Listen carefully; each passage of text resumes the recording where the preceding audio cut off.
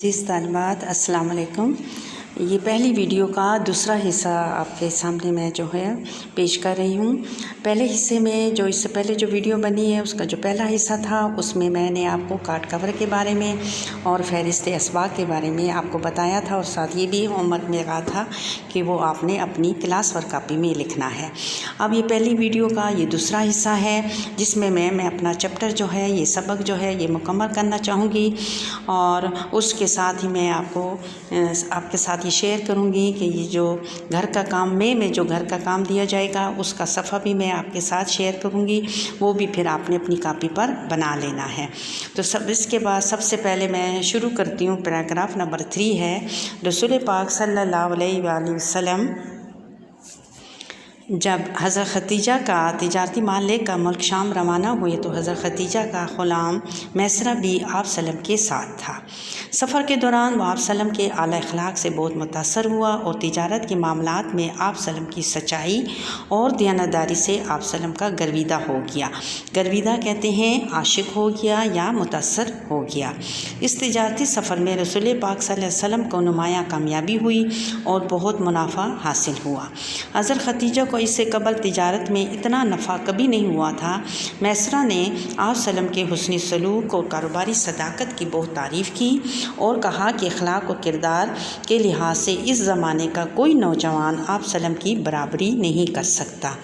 اب یہ تیسرا پیراگراف میں اب اس میں جو ہے جس طرح پہلے 2 پیراگراف میں آپ کو چھوٹے سے کوشچن جو ہے ایک لائن کے آنسر کوشچن بتائے تھے، اس میں بھی ہم مثال کے طور پر یہ ہم دیکھ سکتے ہیں کہ کوشچن آ سکتا ہے کہ حضرت خدیجہ کا غلام نام کیا تھا، تو اس کے حضرت خدیجہ کے غلام کا نام کیا تھا؟ میسرہ تھا۔ اچھا، اس کے بعد جو ہے کون جو تھا وہ گرویدہ ہو گیا، کون جو ہے حضور پاک صلی اللہ علیہ وسلم کا عاشق ہو گیا؟ وہ وہی ہے کہ حضرت خدیجہ رضی اللہ عنہا کا غلام جو تھا میسرہ تھا، وہ آپ کے اخلاق سے، آپ کی سچائی سے، دیانتداری سے آپ کا گرویدہ بن گیا۔ اور اس سے پہلے تجارتی سفر میں اتنا زیادہ منافع حاصل نہیں ہوا تھا جو کہ اس سفر میں حضرت خدیجہ کو بہت زیادہ تجارت میں نفع حاصل ہوا۔ میسرہ جب واپس آئے سفر سے تو انہوں نے بہت زیادہ حضور صلی اللہ علیہ وسلم کی حسن سلوک کی اور کاروباری صداقت کہتے ہیں تعریف کو، سچائی کو صداقت کہتے ہیں سچائی کو، اس کی بہت زیادہ تعریف کی، اور انہوں نے یہ بھی کہا کہ اس زمانے میں ایسا امانت دار انسان یا امانت دار نوجوان کی کوئی بھی برابری نہیں کر سکتا، یا ان جیسا اس زمانے میں کوئی بھی نہیں مل سکتا اور نہ ہی کوئی ہوگا۔ اب جو ہے اس سے اگلا پیراگراف ہے، حضرت خدیجہ میسرہ سے رسول پاک صلی اللہ علیہ وسلم کی باتیں سن کر بہت متاثر ہوئیں اور آپ سلم سے نکاح کی درخواست کی۔ آپ سلم نے اپنے بزرگ چچا حضرت ابو طالب سے مشورہ کیا۔ انہوں نے حضرت خدیجہ کی شرافت اور پاکیزگی کو مد نظر رکھتے ہوئے اجازت دے دی، چنانچہ رسول پاک صلی اللہ علیہ وسلم نے ان سے نکاح کر لیا۔ اس خوشی کے موقع پر حضرت خدیجہ نے اپنے تمام غلاموں کو آزاد کر دیا۔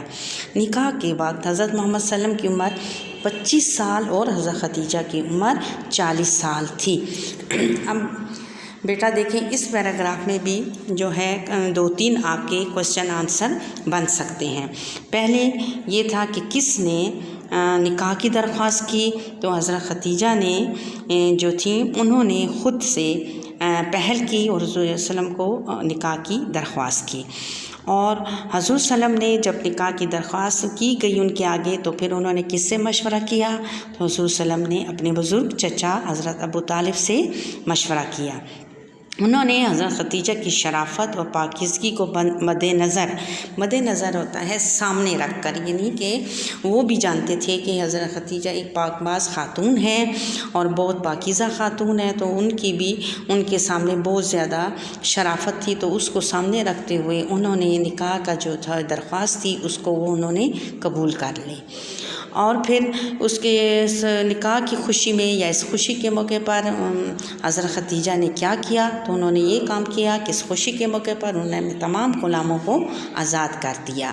اب یہ بھی کوشچن ہو سکتا ہے کہ نکاح کے وقت حضور صلی اللہ علیہ وسلم کی عمر کتنی تھی اور حضرت خدیجہ کی عمر کتنی تھی؟ تو اس وقت حضور صلی اللہ علیہ وسلم کی عمر 25 سال، یاد رکھیں 25 یعنی کہ 25 سال، اور حضرت خدیجہ کی عمر جو تھی وہ 40 سال تھی۔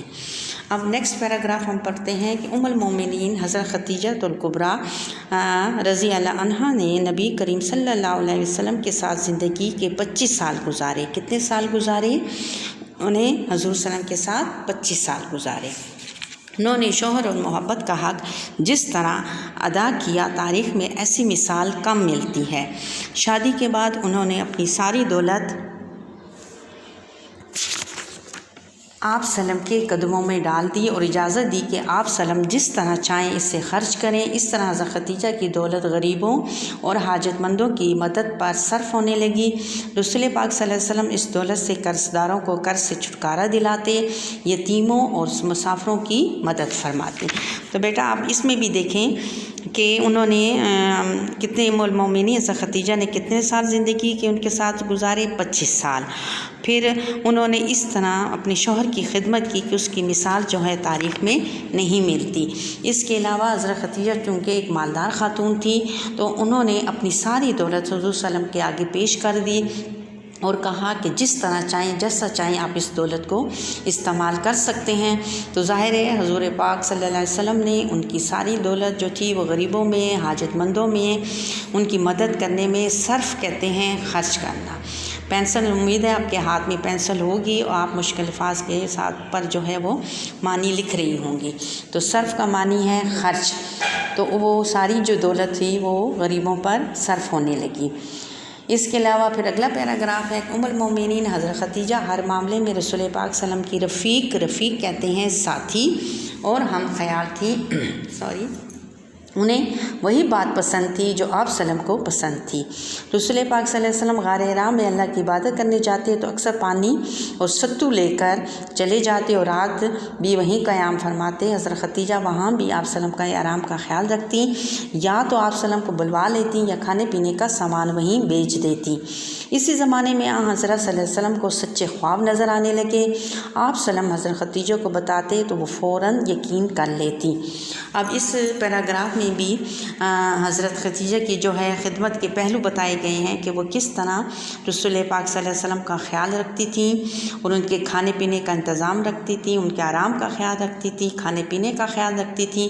تو اسی زمانے میں جب حضور پاک صلی اللہ علیہ وسلم غار حرا میں اللہ کی عبادت کے لیے جاتے تو اسی زمانے میں آہستہ آہستہ ان کو سچے خواب بھی نظر آنے لگے، جو کہ آپ گھر آتے تو حضرت خدیجہ کے گوش گزار کرتے، یعنی کہ حضرت خدیجہ کو سناتے تو وہ فوراً یقین کر لیتی۔ رسول پاک صلی اللہ علیہ وسلم کی عمر 40 برس ہوئی تو اس غار حرا میں اللہ کی طرف سے جبرائیل علیہ السلام آپ صلی اللہ علیہ وسلم کے پاس آئے اور آپ صلی اللہ علیہ وسلم کو نبوت کی بشارت دی۔ بشارت کے اوپر لکھیں خوشخبری۔ اور رسول پاک کی عمر جو تھی اس وقت 40 برس کی تھی تو ان کے پاس کون سے فرشتہ آئے؟ جی ہاں، حضرت جبرائیل علیہ السلام آپ کے پاس نبوت یعنی کہ نبی ہونے کی خوشخبری دینے کے لیے آئے۔ اللہ کا پیغام سن کر آپ صلی اللہ علیہ وسلم کے دل کی عجیب حالت ہو گئی۔ اسی اضطراب کہتے ہیں کشمکش کی حالت میں آپ صلی اللہ علیہ وسلم گھر تشریف لے گئے۔ گھر پہنچ کر آپ صلی اللہ علیہ وسلم لیٹ گئے اور حضرت خدیجہ سے فرمایا کہ مجھے چادر اڑا دو۔ آپ صلی اللہ علیہ وسلم بہت دیر تک خاموش لیٹے رہے۔ جب سکون ہوا تو آپ صلی اللہ علیہ وسلم نے حضرت خدیجہ کو غار حرا کا واقعہ سنایا۔ انہوں نے آپ صلی اللہ علیہ وسلم کو تسلی دی اور کہا اے محمد صلی اللہ علیہ وسلم، آپ صلی اللہ علیہ وسلم صادق ہیں، یعنی کہ سچے ہیں، امین ہیں، امانت دار ہیں، عزیز و اقارب پر شفقت فرماتے ہیں، عزیز و اقارب رشتہ دار پر شفقت فرماتے ہیں، یتیموں اور بیواؤں کی خبرگیری کرتے ہیں، یعنی کہ ان کا خیال رکھتے ہیں، ان کی خبر کرتے تھے، دیکھ بھال کرتے تھے، بے قسم اور مصیبت زدہ لوگوں کے ساتھ ہمدردی کا سلوک کرتے ہیں، کسی کا دل نہیں دکھاتے۔ خدا کی قسم ایسے نیک بندے کو اللہ تعالیٰ کبھی تنہا نہیں چھوڑے گا۔ چونکہ حضرت ختیجہ ان کی بیوی تھی، وہ ان حضور صلی اللہ علیہ وسلم کے ہر فعل سے، ہر کام سے وہ واقف تھی، وہ سمجھتی تھی کہ حضور پاک صلی اللہ علیہ وسلم ہی ایک ایسے انسان ہیں جن کو یہ نبوت کی بشارت دی جا سکتی ہے، کیونکہ وہ ساری خوبیاں، وہ ساری جو ہیں خوبیاں ان میں تھیں، وہ ساری صفات ان میں تھیں جو کہ ایک نبی میں ہونی چاہیے تھی۔ پہلی وحی کے بعد جب کافی مدت تک حضرت جبرائیل تشریف نہ لائے تو آپ سلم فکر مند ہوئے۔ حضرت ختیجہ آپ سلم کو تسلی دیتی تھیں اور کہتی تھی آپ کچھ دنوں کے رسول پاک صلی اللہ علیہ وسلم کہتی تھی آپ سلم اطمینان رکھیے، اللہ ایسے نیک بندوں کو کبھی شرمسار نہ کرے گا۔ یعنی شرمسار کہتے ہیں شرمندہ، جی ہاں آپ شرمسار کے اوپر لکھ لیں شرمندہ۔ کچھ دنوں بعد رسول پاک صلی اللہ علیہ وسلم پر وحی نازل ہوئی اور آپ صلی اللہ علیہ وسلم نے اسلام کی تبلیغ شروع کر دی۔ اس سلسلے میں آپ صلی اللہ علیہ وسلم کو تبلیغ کہتے ہیں دین کو پھیلانا، جی ہاں دین کے احکامات کو پھیلانا۔ اس سلسلے میں آپ صلی اللہ علیہ وسلم کو بہت زیادہ مشکلات کا سامنا کرنا پڑا۔ حضرت ختیجہ اثار و قربانی، استقامت کے اوپر لکھے ثابت قدمی، استقلال مضبوط کی مجسم تصویر تھی، مجسم کہتے ہیں مکمل کو۔ انہوں نے ہر مشکل وقت میں رسول پاک صلی اللہ علیہ وسلم کی ڈھارس یعنی ہمت بندھائی۔ قریش کے مظالم کے دور میں، دور کہتے ہیں زمانہ میں، حضرت ختیجہ نے مثالی کردار ادا کیا۔ کافروں کی طرف سے آپ صلی اللہ علیہ وسلم کو دکھ پہنچتا اور آپ صلی اللہ علیہ وسلم رنجیدہ ہوتے، رنجیدہ کہتے ہیں اداس، تو حضرت ختیجہ فرماتی یا رسول اللہ آپ صلی اللہ علیہ وسلم ازردہ کہتے ہیں خفا، اداس کیوں ہوتے ہیں؟ بھلا کوئی ایسا رسول بھی آیا ہے جس نے تکلیفیں نہ برداشت کی ہوں؟ ان کے ایسے ہی محبت بھرے الفاظ سے آپ صلی اللہ علیہ وسلم کو حوصلہ ملتا۔ رسول پاک صلی اللہ علیہ وسلم فرماتے جب بھی میں کافروں کی توہین آمیز باتیں یعنی ذلت والی باتیں سنتا تو مجھے بہت دکھ ہوتا۔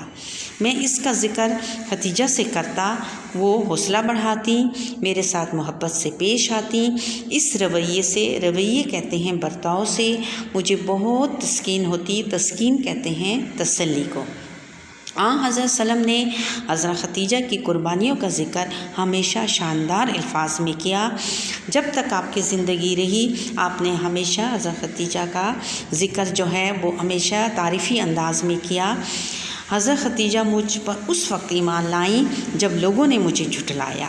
انہوں نے اس وقت اپنی ساری دولت دین کی اشاعت کہتے ہیں پھیلانے کے لیے وقف کی، جب مجھے کوئی بھی اپنا مال دینے کے لیے تیار نہیں تھا۔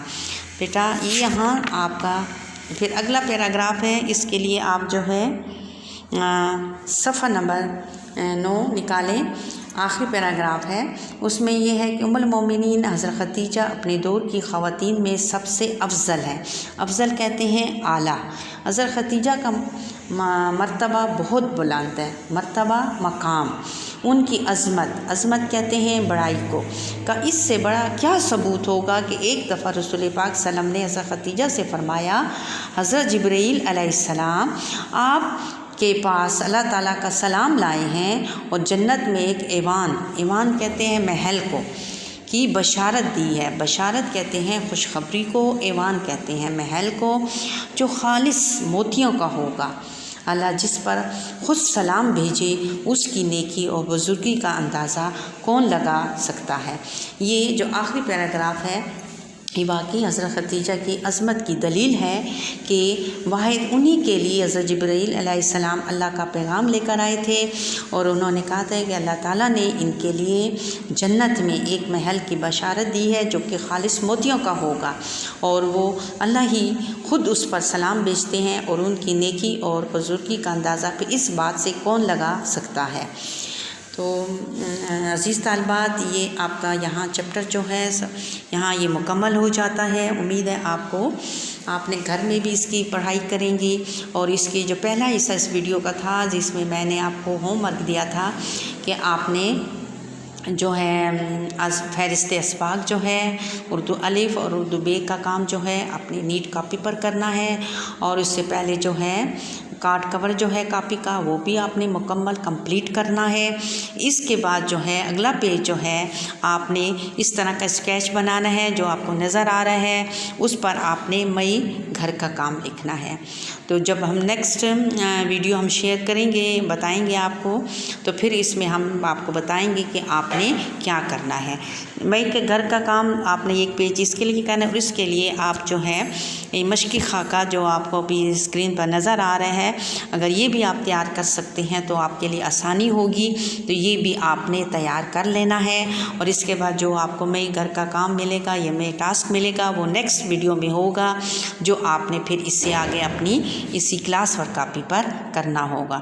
امید ہے کہ آپ کو یہ دونوں پارٹس، یہ دونوں ویڈیو کے حصوں کی سمجھ آ گئی ہوگی۔ آئندہ کے لیے ہمیں اجازت دیجیے۔ اللہ حافظ۔